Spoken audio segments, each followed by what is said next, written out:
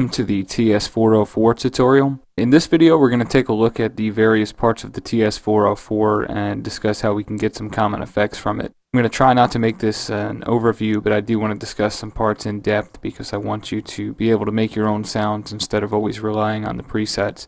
The TS404, while not the most complicated synth, does have some controls that you may not be familiar with if you haven't worked with sound design at all. So we'll go through the different pieces and talk about what does what and how you can use it to your advantage. And also a lot of what we'll discuss here can actually be used with a lot of other traditional synths, so you may want to take this knowledge and apply it elsewhere as well. So to start, I've loaded the TS404 and just have it on the default setting. I also have two half notes drawn out and the step sequencer. Go ahead and pull the TS404 up. Now briefly, the first part of the 404 is the oscillator section up here. You have two different oscillators and can mix those together. You don't have to use both, but you can, or you can use one or the other. It's up to you. The different wave shapes that we have here are going to determine the sound. And these are simply traditional wave shapes like sawtooth and sine, and these give us options for shaping the sound. The harder the edge of the shape, the harder the sound is going to be. Think about it like this. Without any oscillation, you would just have silence, just like a flat line. But when you oscillate the sound, it takes that line, and you can observe this in the monitor window, and the line becomes a series of repeating waves, and these waves produce the tone, as we modulate or change it from there. So each of these wave shapes determines what a raw tone will become. Now I want to demonstrate this by playing this example. I'll adjust the release time so that the note holds out longer on the oscilloscope, and we can see the wave shape change when a different form is selected. I'm also going to insert an instance of the Fruity Sensor plugin that'll remove any DC offset that's caused by some of these wave shapes. I also discussed the Center plugin in a little more detail in a dedicated tutorial, so if you need more info on that, check that out. So I'll play this example, and again, pay attention to the monitor area up here so that you can see the wave shape. I'm also going to lower the tempo here so that again the notes will hold out a little bit longer. And for this example I want to move these notes down to a lower C, so again we'll have a better view of them on the monitor there.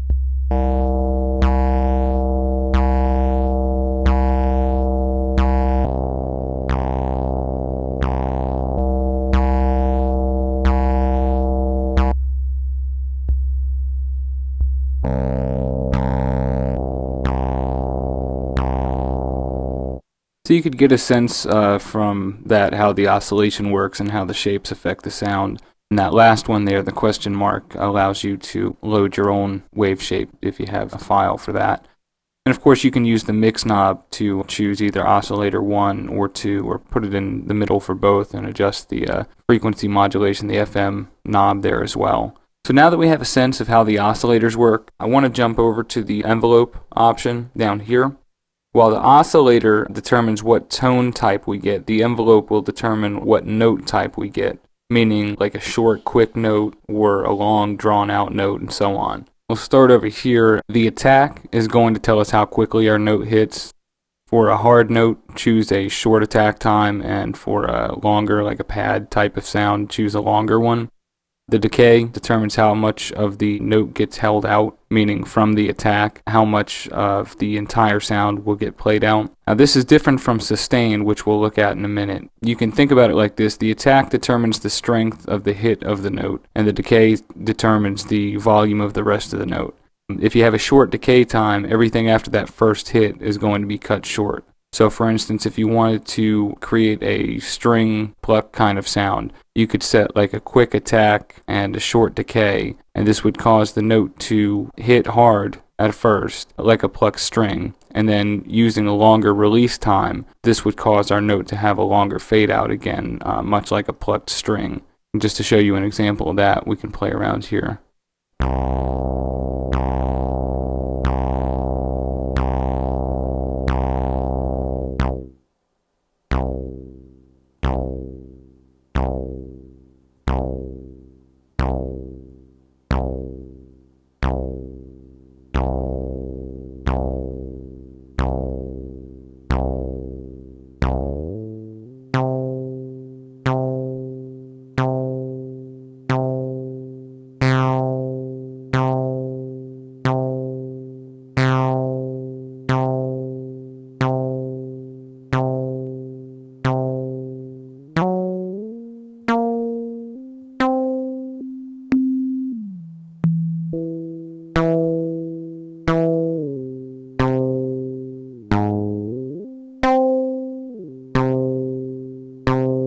Now we were talking about release. Release just means how much time the note takes before it begins to decay after the note is released. A long release time is good for spacier things like pad sounds, whereas a shorter release time is good for quick synth type sounds. The last thing to mention here is sustain. Sustain means how much time the note is held out while still holding that key down. So that's the basic gist of the TS404, the oscillators, and then the ADSR envelope, which is attack, decay, sustain, and release. Those determine the tone and the type of sound that you get. The other stuff that we have there is distortion, a filter, and an LFO. So now we'll play around a bit to try to get some different sounds that you can use for different purposes. The first that I just mentioned was about getting that pluck string kind of sound. Again, for that, what we used was a quick attack and a short decay. You notice that as I was turning the decay knob, we didn't have that, quick hit and then kind of a fade out. The entire note got held out for a lot longer. It held out the attack. So, you're going to have to play around and kind of balance out and use your ears to get to the sound that you want. And remember, you can hold down the control key while clicking and dragging to have finer control over the knobs as you're turning them. We can also play around with that same example down here with the filter, with the resonance knob here. So I'm going to play this example again, and we'll see if we can't get this sounding a little bit better.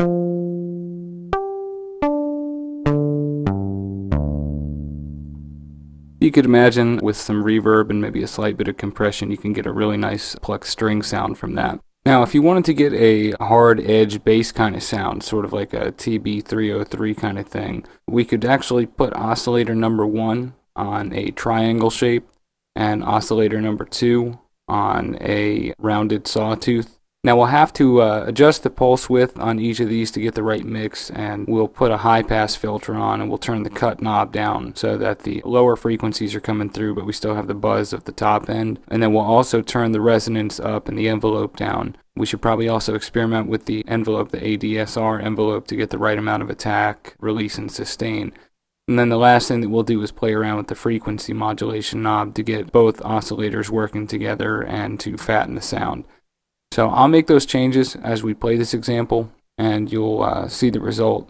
And also, I'm going to go ahead and move these 2 notes back up here just a little bit so that we're not killing our sound.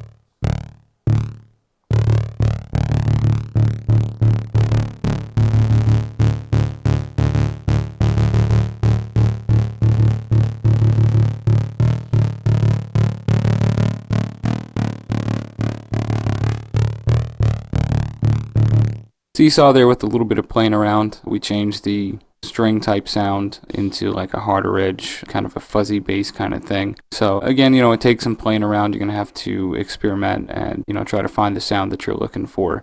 Another example I want to take a look at is using the 404 to get a pad kind of sound. Now to do that, again, we'll have to adjust the envelope settings so that we have a long attack time and a long fade out. We can also put a mild LFO using the cut option on here to give it kind of like a phasey kind of sound. And maybe we'll put the knob at about 3/4 and the resonance at about 1/4. The last thing that we can do is play around with the pulse width of each of the two oscillators. On oscillator 1, I'll probably set a shorter pulse width, and on oscillator 2, I'll probably set a longer one. And since we're doing that, we can also play around with the coarse pitch knob to create a chord type of sound. And we'll also turn the distortion up a little bit on this example to give some warmth. Just want to go back in here and delete these. We'll go back up here.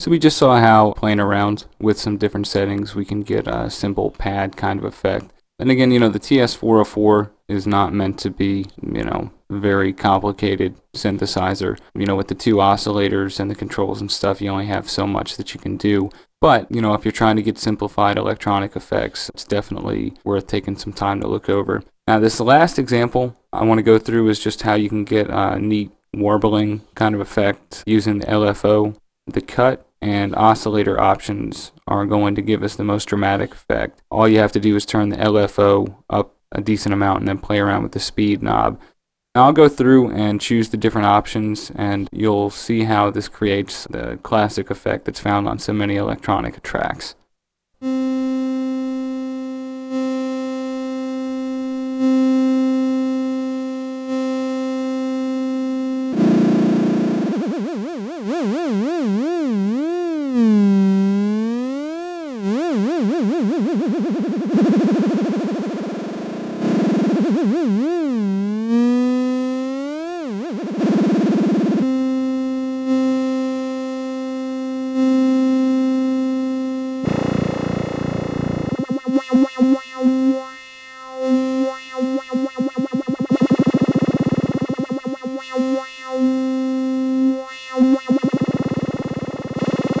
One of the cool things actually about this is that if you have a long release time, you can actually adjust the effects even after the note has stopped playing. This could be kind of neat to create little lead-ins and outs and stuff like that on breakdowns or build-ups. So we've seen a little bit about the TS404. Again, you'll have to play around with the different settings to get the sound you want, but the great thing is you no longer have to rely on presets.